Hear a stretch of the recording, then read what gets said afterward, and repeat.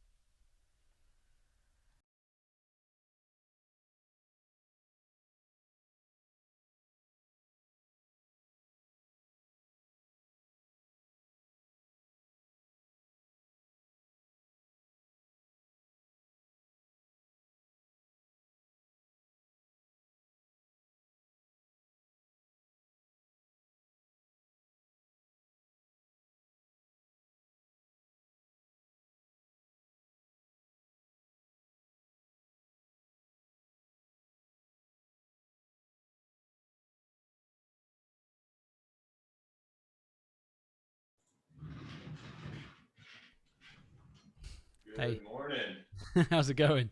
It's good. It's good. Give me 1 second. I just gotta get my mic up here. No worries.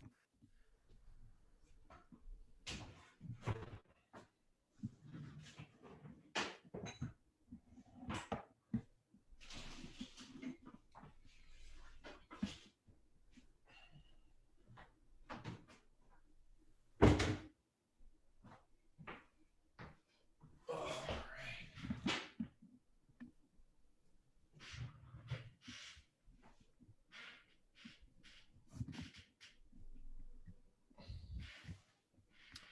It's been a hectic morning. Whereabouts are you All right. based? What was that? Whereabouts are you based? Seattle. Oh, I see. It's Yep. pretty early for you. Yeah. Well, yeah, it's 8 o'clock. It's fairly early for this kind of game. And I just spilled my coffee. Just sorry, Did you? man. 1 second. I just gotta get up. I Yeah, just no gotta worries. get up.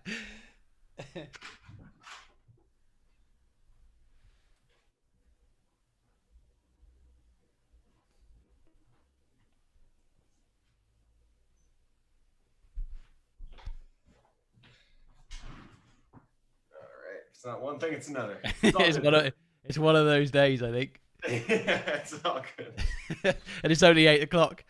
Yeah, right. That's good. I'm getting all the hard things out of the way in the This is morning. true. The only way is up from here. Exactly. Yeah.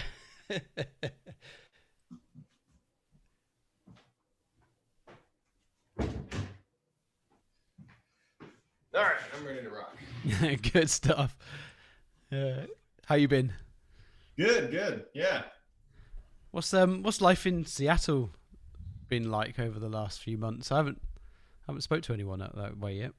Uh, no, it's good. It's Corona time, so I'm just hanging out inside, and then the election was happening, and so Yeah. that's been fun. But Seattle's a pretty blue, or the whole state of Washington's a pretty blue state, and so it was all Biden here, and so there's Hmm. no real like people No shock. are Yeah. pretty unified around that guy. Yeah. Yeah. Yeah. It's interesting. Every time there's an election, I always find it fascinating the map of how stark it is. Blue on the seaboards and then red through the middle. It's phenomenal. Yeah, really is pretty interesting. Where are you calling from?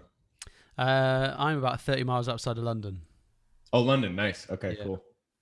Wow, that's crazy that you it's interesting to hear that other people from outside of the U.S. under or are familiar with U.S. politics because I don't know, it's just a shit show over here. It's just it's ridiculous. It's not much better here, to be honest. it's, I think it's a state of global politics at the current time. It's an old system and different people. Yeah, yeah, But yep, for sure. we shall see how it all plays out. Um, so for today, I was going to kind of it'd probably be somewhere between 30 and 45 minutes, something like that, for the Cool, conversation. sounds good. Um, and we'll basically go straight in because I'll record a separate intro and outro for it. So we'll pretty much go straight in.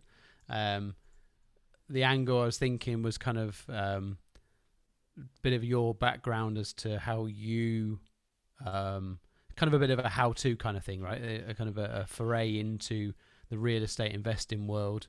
And with that, kind of how did you get into that? And we'll go through the journey from there as what in a nutshell, things.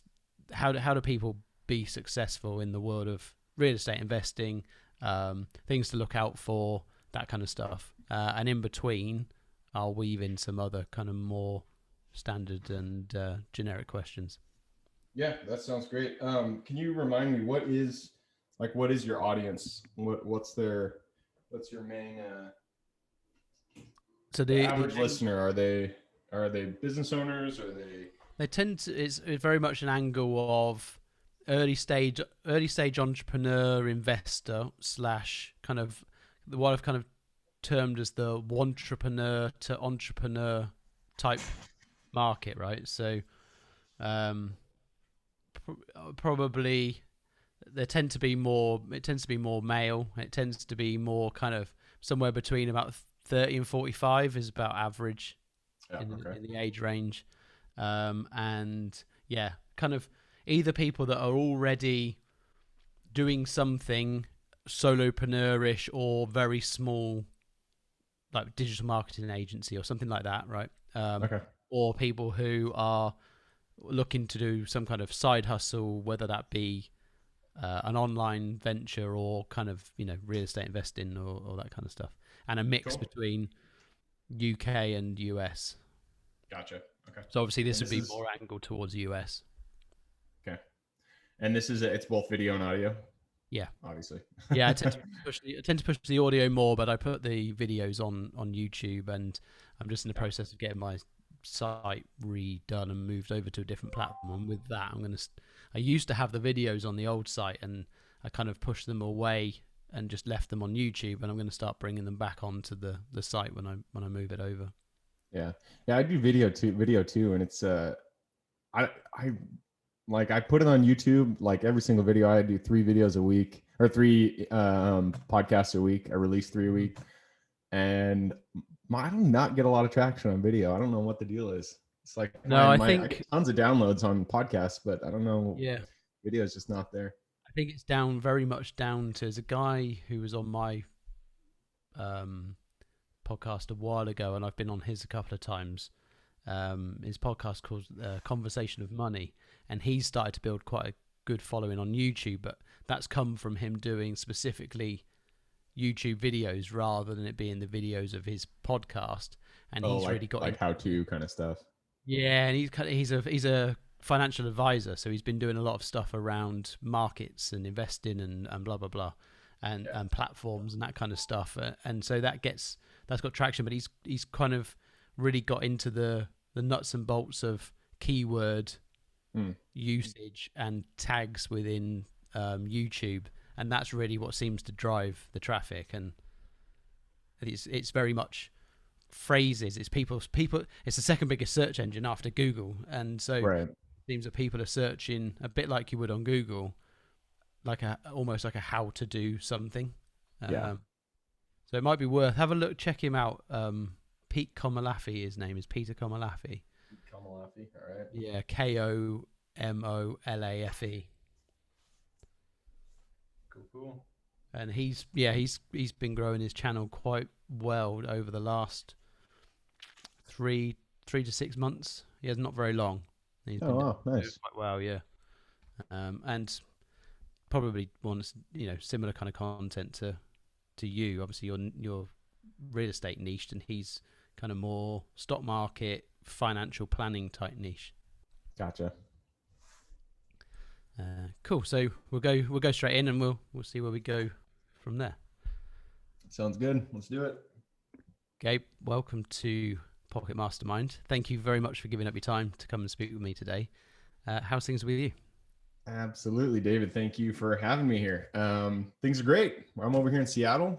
It's a hop, skip, and a jump away from London, but I think we have a similar climate to you guys. So we're each familiar with those clouds and the rain. Yeah, it's very damp and grey and getting dark already as we speak right now. Opposite day to you. Exactly. So we're going to talk all things real estate and US market real estate today. And for anyone who's watching this, obviously give the game away because it's written behind you. It'd be good to really get an idea of kind of what was your starting point into real estate, and then we'll kind of touch on, you know, what if you were going to start all over again, I guess would be the best phrase. How, if you were going to start all over again, what would you do, and what would be different to what you've done this time round? Gotcha. I'm just writing that down because there was multiple questions there. Start all Yes. over again. Yeah, I mean, like I'm sure with most guests that you've had on the show, my story was not linear at all. I didn't graduate with anything related to real estate or finance. In fact, I graduated with a philosophy degree, and I was going to go to law school, but I didn't. I went to law school actually, and I shadowed some lawyers, and I was like, damn, I do not want to do this. This is not much fun. And so, Never appealed to me, I have to be honest. what's that? It's never appealed to me. The idea of law is too dry and too much reading on my part. Exactly. Yeah. So nothing to do with real estate. So I graduated, and I had no idea what I was going to do, because I decided after college that I wasn't going to go to law after, working with some lawyers and just kind of seeing what the life was like. And so I was kind of, I was bartending, and I was looking for my next gig. And I ended up going, a friend of mine worked at a big, Accenture, it's global firm, consulting firm. So I went and did that, and I did consulting for 7 years, but I just could not like it. Like, I really wanted to like it. I liked the idea of it, but I just could not like it. And I didn't like the corporate life. I didn't really like not having control over my time or over the direction of my work. The team was really the only thing that was keeping me in the corporate world. I liked the people that I was working with, but I just couldn't like corporate, even though it paid well. And so after seven or 8 years, it was probably 6 years into it, I decided, like, I need to get out of this. I need to find another route, something else that, some other way to make money, because this is not the answer. So I started looking for ways to make money and to start a business. And then that opened a whole different door to all these different things I did. I was that guy that was like, swiping through my feed, and those ads would come up like, oh, start an e-commerce business, start a agency. And I was like, okay, let's do it. And actually I did it. I actually started 6 e-commerce stores, was the first business series that I made. And a few of them were pretty successful. They were doing, 20 to 30,000 a month. That's decent. Yeah. Yeah. Well, the margins I was doing drop shipping, so the margins were pretty slim. But it was very, like, I was making my own money, but I was very chained to the desk, and I couldn't figure out how to kind of get out of that route and get out of the being chained to the desk and always having to work on the computer and all that kind of stuff. So I didn't really like e-commerce. So I looked for another app, option, another avenue. And I'd gotten, in the process of doing e-commerce, you learn how to run ads and do online marketing and all that kind of stuff. So I got pretty good at running Google ads and Facebook ads. And I was probably a year or two into e-commerce, and I was like, all right, I got to make another pivot. This is not the answer. Another ad scrolled through my feed, said start an agency, and I said, okay, that sounds better, because then I'm interacting with people. And so I started an agency. So that's the next business that I did. I got a few clients, but again, it was I think the problem was I thought of it as more of a freelance, like, I'm going to go do work for people versus create a business. Mm-hmm. And so I had a few clients, but I was just overwhelmed with work and I hated it.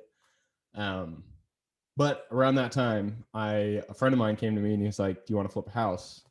And I was like, I'd seen HGTV. I was like, let's do this. That sounds awesome.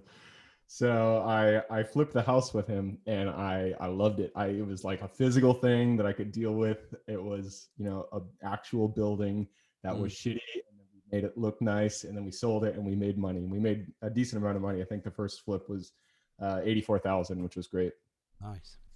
And how long did that first flip take? Probably 6 months. It's pretty good, huh? Yeah, it's decent. Yeah. I mean, we made a lot of mistakes, but it was You it was our first flip. expect to So on your first one, right? Yeah. yeah, exactly. Um, so yeah, I mean, that first flip kind of solidified it for me. I realized that I really liked that, and so I kind of shifted focus and I put all my attention on real estate. Um, Luckily, I had the digital marketing skills pretty honed in at this point, and so I got good at generating off market leads for other investors. So I started wholesaling. I flipped more houses, and then I got into rentals, multifamily rentals. I mean, I'm kind of like glossing over details here, but I just from that point, I just went into the different ways that you can make money in real estate. And now me and my partners we buy and hold RV mobile home and RV parks here in Washington State. So we're just closing on our second park, well, almost our third park soon. And so yeah, it's been quite a ride, but I'm very glad I found real estate. It's got all the elements that I'm looking for, and so I love it. So talk us a bit about that journey from flipping and through the different kind of the different models, different methods, I guess, different strategies that you can use within real estate to start generating income, and what it and how you kind of progressed through those, and what it was that kind of made you move from. How long did you do flipping? Did you just do flips to begin with, and then progress on to holding? Yeah, I mean that's what I love about real estate is that there's so many ways to do it. There are legitimate business models, like many legitimate business models within real estate. And so I mean, most people get started like flipping a house like I did because they see HGTV. It's something that makes sense. It's like, yeah, here's this house. I'm going to make it good and then I'm going to sell it and I'm going to make money. So that's how most people get in. But there are, there's a lot of different ways to do it. Buying and holding is, what we're at now. It's not, Mm-hmm. I got started with that first flip, but then I went really hardcore into wholesaling, which a lot of people aren't familiar with. And it's what I like a lot for people who don't have a lot of capital to invest. Because a lot of people think, they hear real estate, they're like, you need hundreds of thousands of dollars to be successful in real estate. Like, I don't have any money, I can't do it. But that's not true. There is ways to make active income in real estate without having a lot of money to begin with. I mean, you do need a little bit of money, but you don't need, hundreds of thousands, even tens of thousands of dollars to be successful.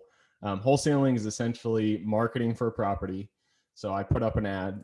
It can even be a little, bandit sign on the side of the road that says, I'll buy your house for cash.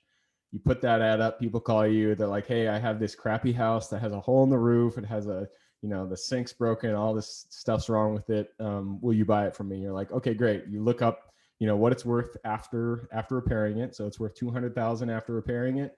You say, I'll buy it for, let's say, 120,000. There's going to be $20,000 of repairs. Now it's 140. And now you get it under contract for 140,000.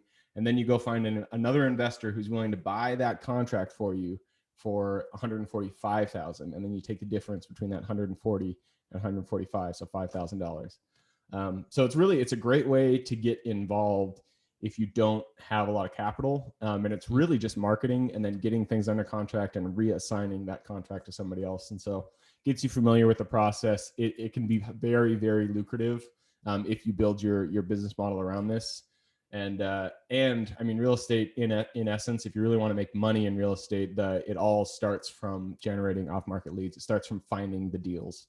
And so yeah, I mean, it's a great way. Wholesaling is the next thing that I did, and that's what I recommend a lot of people do who don't have a lot of capital to get started with. And that's what you then use to build up the capital pot. To what did you do? What did you do once you started to build up a capital mass? Yeah. So then, I mean, so once you get into real estate, it starts expanding. Your world starts expanding. You start learning new things and all these. It's just like any other, business that you get into. You just realize the different options available. And so now, I mean, once you get kind of the snowball rolling and the cash flow starts piling up, it's easier to take down properties. But we've been pretty heavily involved in seller financing, which is another great way to get properties for next to nothing. If you're not familiar with seller financing, basically you just go to a property owner, you say, hey, I can give you this much for the property. If you finance it, you act as the bank. And then you can negotiate the terms, you can negotiate the down payment, everything. You can even get it to the point where it's like you don't put anything down and they finance the entire thing.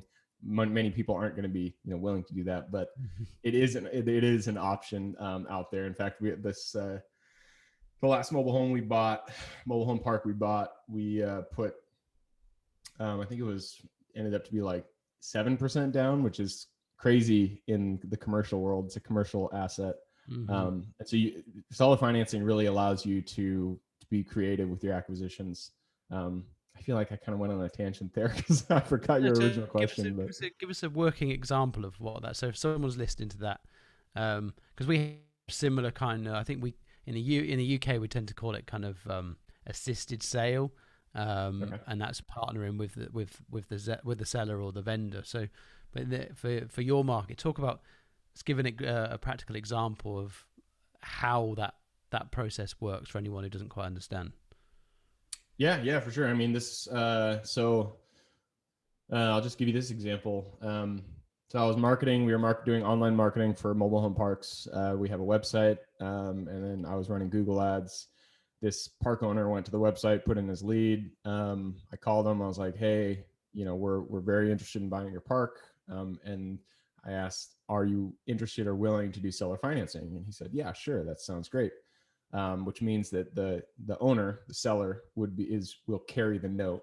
So instead of having to go to a bank and apply for a bank loan, he is the bank. And so we negotiated great terms. It was 3.25% interest, and then it was 90,000 down. I can't remember what percentage that was, but really low compared to the actual value of the property. It was pretty low. And it was, on acquisition, it was a 14 cap. And so it was a great asset to buy. So we got it under contract. We closed with a note and a deed of trust, or a promissory note and a deed of trust. And now we put $90,000 down. So we gave him 90,000 and he financed the rest. And so we're paying him a monthly payment of, I can't remember how much it is, but a monthly payment. And he gets interest payments, and it's a balloon payment. So we only do this for 5 years, and then the note comes due and we pay the remainder. But at that point we're confident that we're going to be able to refinance the loan and pull out all the equity. So nice. So I think we kind of call it an option contract as well, is one of the terms we use over here for that example. So you're effectively agreeing a price now, and it comes due in the future, but with terms attached, which obviously your terms are to pay him on a monthly basis a certain amount, a bit like buying a car really on a contract purchase, right? Yeah, exactly. So what other tactics have you then employed as well?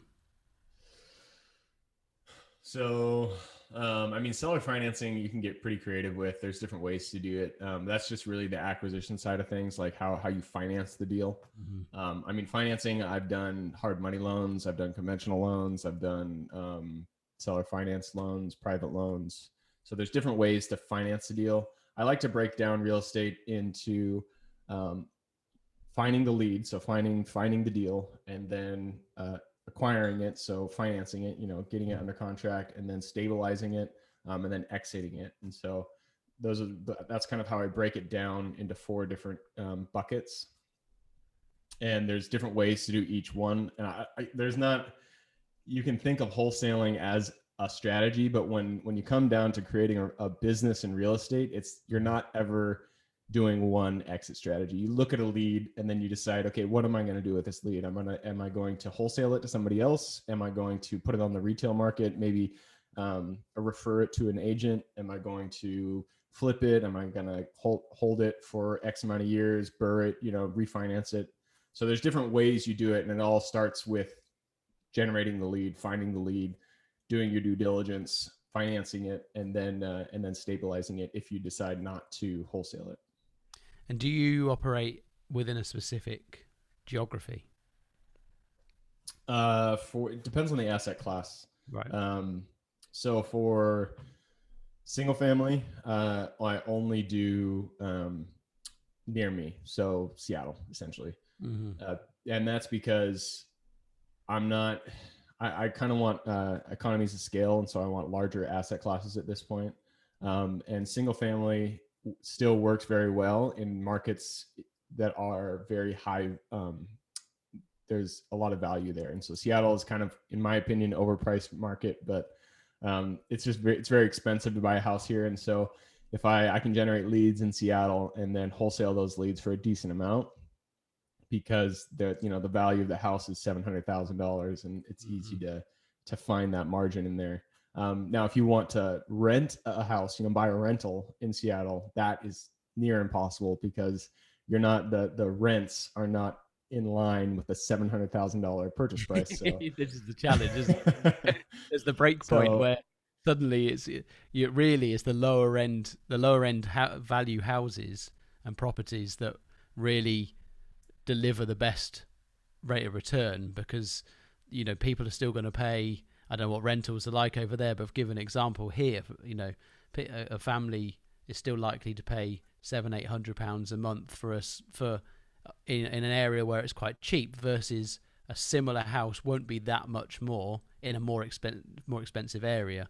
The rents are not that wildly different across geography, and I assume it's probably a similar story over there.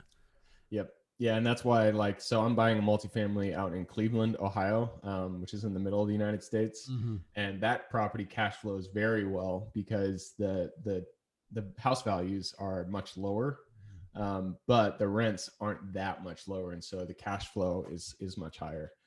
So it depends on the market, what strategy you use, and really it just depends on the deal. But yeah.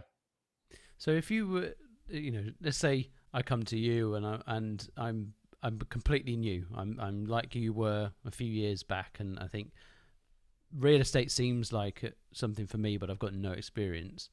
Where would you tell me to start?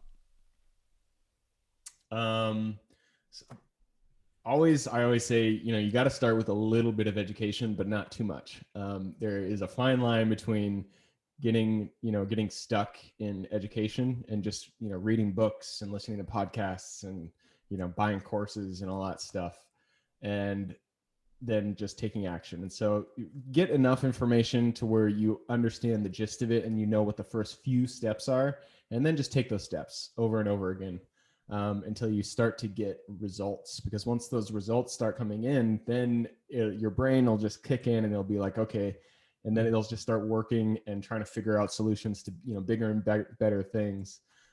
So I say just start with a little bit of education. We actually I have an ebook on sale on the realestateinvestingclub.com that kind of goes through the process. We also sell a course on there that's fairly inexpensive compared to other courses. So something like that's a good option. There's also completely free options on YouTube that you can check out.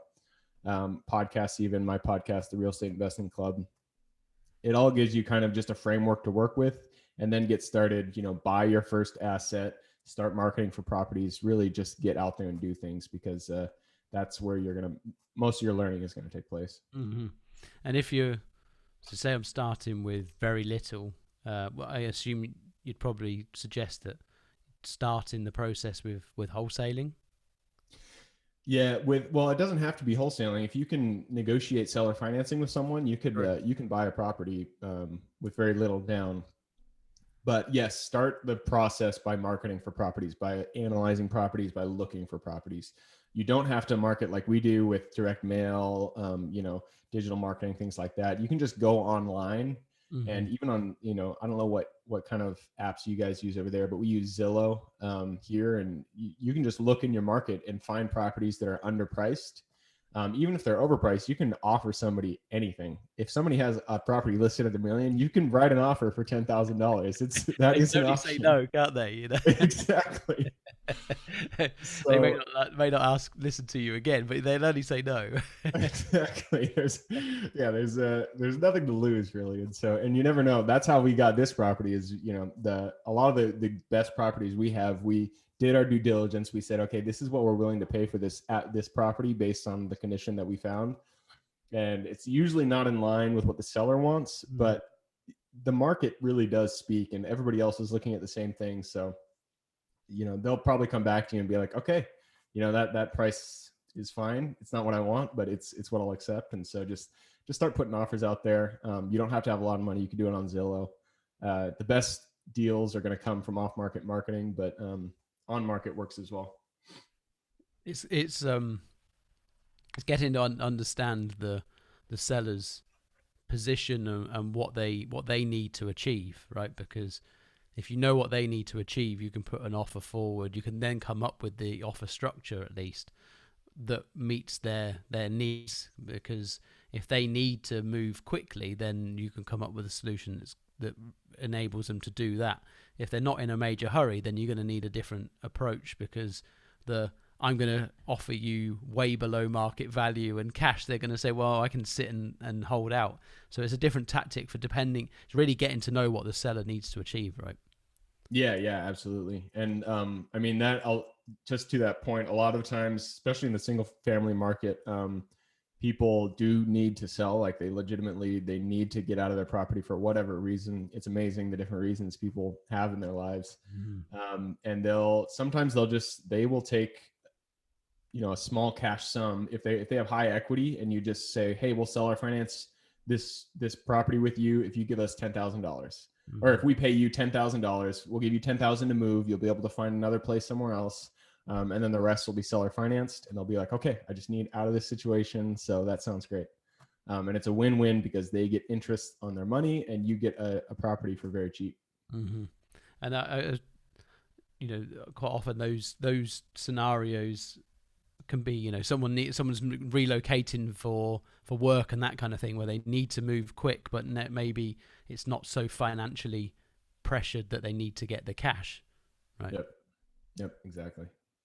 Any so I think one of the things I hear in there is, obviously finding off market, which makes absolute sense, and building up some of the skills. So like you say, you don't necessarily have to do direct mail or digital marketing initially, but as you progress, it probably pays to start to develop some of those skills so that you broaden your reach. Because to begin with, you can go around the streets, you can put a flyer together and post it through the letterbox, but through the mailboxes, but it's going to take, there's only, you'll cover your area fairly quickly, and then you're going to keep going back every other week saying, please sell your house. So you need to be able to broaden your reach and broaden the message that you're using, right? Yep, absolutely. Yeah. I mean, there's, as I said, like you just got to get started, find something that works for you, and just start taking action. But once you start to get results and you start to build a bona fide business, then yeah, you're gonna really want a method of generating leads that is dependable and that is scalable. Even networking is a great way to get good leads, and that's just going to like real estate investing meetup groups or anything like that. So yeah, you do eventually you will want some really solid way to generate leads, but to begin with, just go out there, get started, put some flyers out there, maybe post something on Craigslist or start going on Zillow and offering on properties on there. And expect that it's not like going to the shop and buying stuff. Not every sale works out in the end, right? Oh man, no. So you got to be prepared. You need to build that. You need to get the steady flow of leads coming through, because it's not like, oh, there's one that's going to go through. It's more likely, if it's anything, if it's like that, and if over there is anything like over here, then probably about 60% of them fall apart at some point somewhere along the. Oh man, higher than that for sure. Yeah, our so direct mail is one channel that we use, and our conversion rate from mailer to somebody actually calling us is between 1% and 2%. So it's really, really low. Like we'll send 100 mailers and get 1 or 2 calls. So it's definitely a volume game. Yeah. What so are there any pitfalls to look out for? So talk about kind of some of the high level view of some of the tactics, and if anyone wants to learn more, then I'd recommend that they get in contact with you to learn more detail. But are there any kind of things to watch out for, pitfalls to try and avoid, that you don't walk into a disaster that you could see coming? Yeah, for sure. Don't get emotionally involved before you purchase the property. Even after you purchase the property, it's easy to want something and then disregard the numbers, and saying, "Oh, the market's going to make up for this." But don't ever do that, Yourself is because going to work, yeah. you have to do your due diligence and stay true to the numbers, because the numbers, they're not going to lie, and your emotions can often lie to you based on what you really want. So What do you think has been the greatest lesson that you've learned on your real estate investing journey? oh man, uh, I mean, there's a lot of them. I mean, when you get to when you start building your business and you're at a little bit higher of a level, communication is really the biggest lesson. Like, you need to have open communication with your team, with the sellers, with your financiers, with buyers, all of them. Like, communication is super important. When I was just starting out, I mean, it really is, you have to trust the numbers and do your due diligence correctly. I mean, one of the first flips we did, I got lucky. We bought the property. I got lucky because I live in Seattle, so this wouldn't have worked in a different market. Seattle over the past 10 years has been appreciating like crazy. And so I bought this property for 85,000. And my rehab numbers, I really wanted the property because I was new and I just wanted to flip something. And so I did two stupid things. The first one was, I told the seller, he was another investor who was, kind of a seedy guy. And I said, okay, well, originally I said 85,000, and he said, no, I want 115. And I looked at my numbers and I was like, no, that doesn't work. And so he said, okay, I'll give you 85, if you give me half of the profit at the end. And I just wanted it so bad. And I was just like, okay, fine.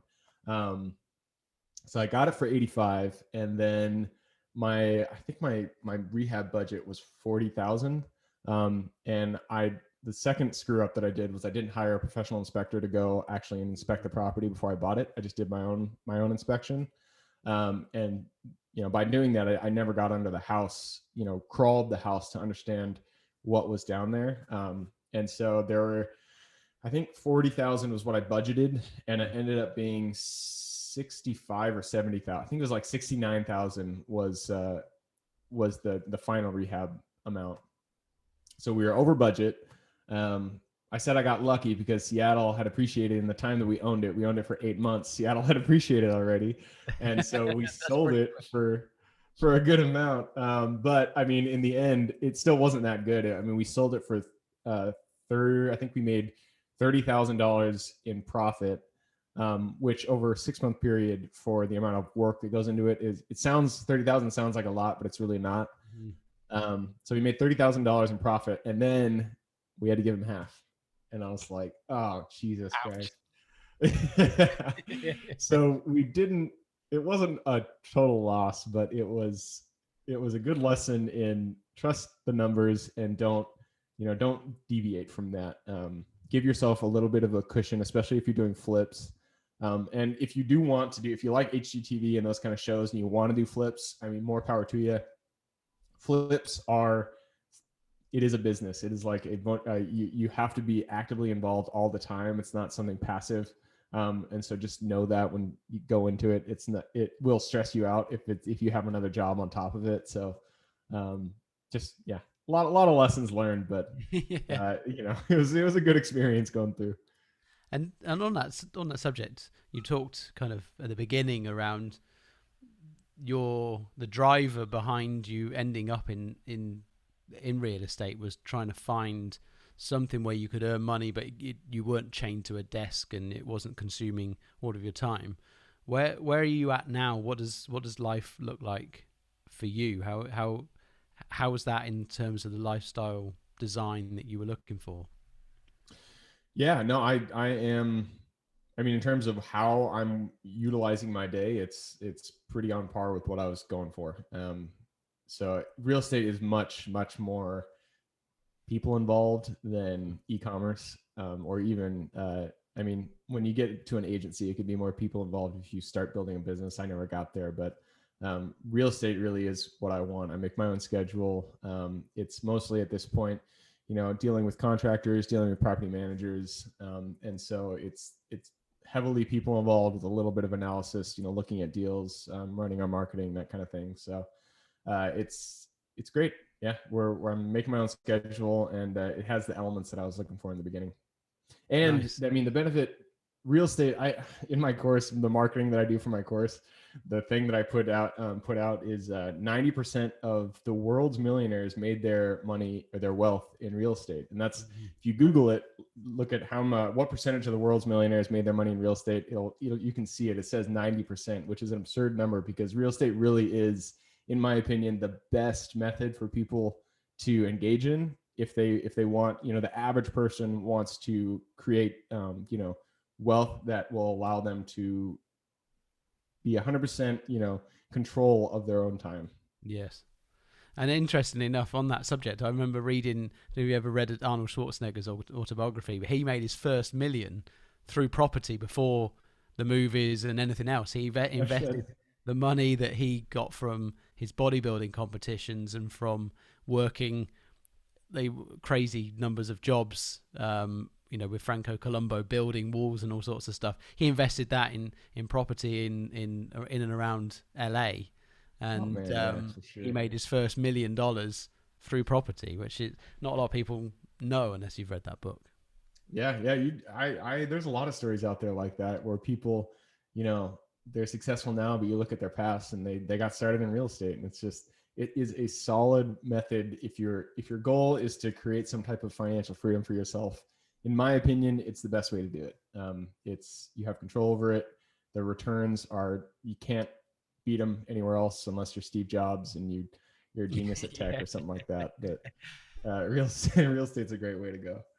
Yeah, and I think a lot of people get nervous because they say, "Oh no, housing markets go up and down, up and down." But if you look at it over the long term, houses have only ever gone up, right? A house now is worth considerably more than it was 20 years ago, 30 years ago, 40, 50, 60, right? So, I remember when I was a kid, my parents bought their first house for like £9,000. Can you imagine buying a house for $9,000 or something? It's crazy. It's awesome. My dad, the first house he bought, he said he bought it for $25,000, which I think is around or probably £12,000 or something like that. It was around then, and so it's nuts. It's crazy. You can't imagine that now. So what does an average day kind of look like? Particularly, like, how do you start and end your days? So I get up 5:30. I do the standard morning routine, do the meditation and the journaling, and then I work out, and then I get a coffee, and I just kind of hang out until probably around 8 or 8:30, and then I get my first big thing. I always have one thing that I really want to accomplish that day. So I get that done before our team meeting at 10, and then from 10 until probably around 2 is all, heavy real estate stuff. Mm-hmm. And then from 2 to, bedtime is just relationships, people, family. Nice. Sounds like a very good structure for a day.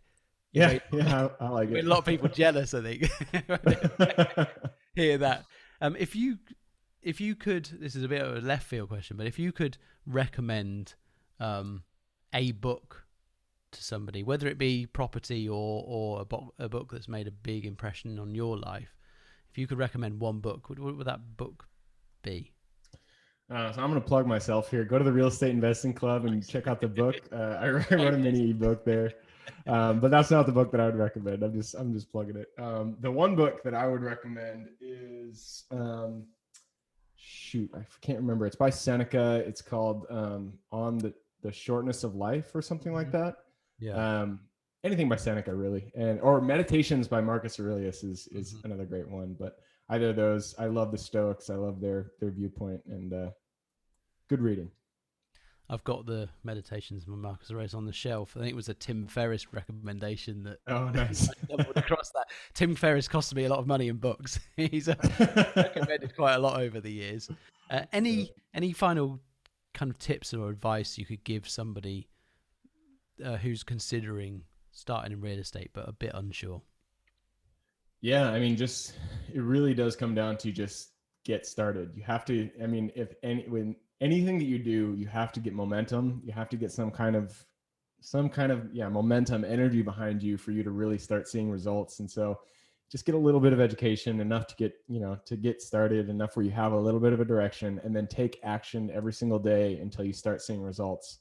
Once you get those results, I mean, it's game over. You don't have to worry about anything else. It'll start coming on its own. So just get started. Nice. You can apply that message to pretty much everything in life, I suggest. Yeah, for sure. It's always good. It's the getting started bit that I think we a lot of us kind of struggle with, particularly when it's something new and it's a bit daunting, and it's hard to make that first step. For the rest of our lives, school and jobs and those kind of things, they kind of take that bit away. They're doing, getting started, because you're just kind of told what to do, and you're just following. But when you suddenly step out on your own, I think that's the bit that is the scary part, and then you break through that, and suddenly life's not so scary. Exactly. Yeah, it's all bullshit in your mind when before you are started, you have all these ideas about like what could go wrong, and you're trying to think of it all in one giant picture of I need to do all these things, but that's not how it works out. You take one step, and then you take the next step and the next one, and over the course of a few years, you'll get where you need to go, but you just got to take that first step. It's interesting, isn't it? We in our minds, we tend to focus on all the things that could go wrong more than we focus on the things that could go right. You just got to shut that stuff up. Just don't even listen. So remind everybody where they can track you down, Gabe. Yeah, best place is the website. It's therealestateinvestingclub.com. Everything's there. You can check out the podcast, check out the book, check out the course, the coaching program, anything like that. Therealestateinvestingclub.com. Lovely. I really appreciate you giving up your time to come and talk about this today. And I think, there's more people getting interested in the world of real estate now, but there's so much noise and there's so much information. It's kind of trying to find the way to start. And I think, like you say, you've got the book and you've got the course. And for anyone listening now who's interested in taking that step, then there's a good path to follow. Absolutely. Yeah. We'd love to have you. Awesome. Thank you very much again for giving up your time, and hopefully we'll speak again soon. Thanks, David. No, I had a blast. Thanks for having me on. Lovely. Cheers, Gabe.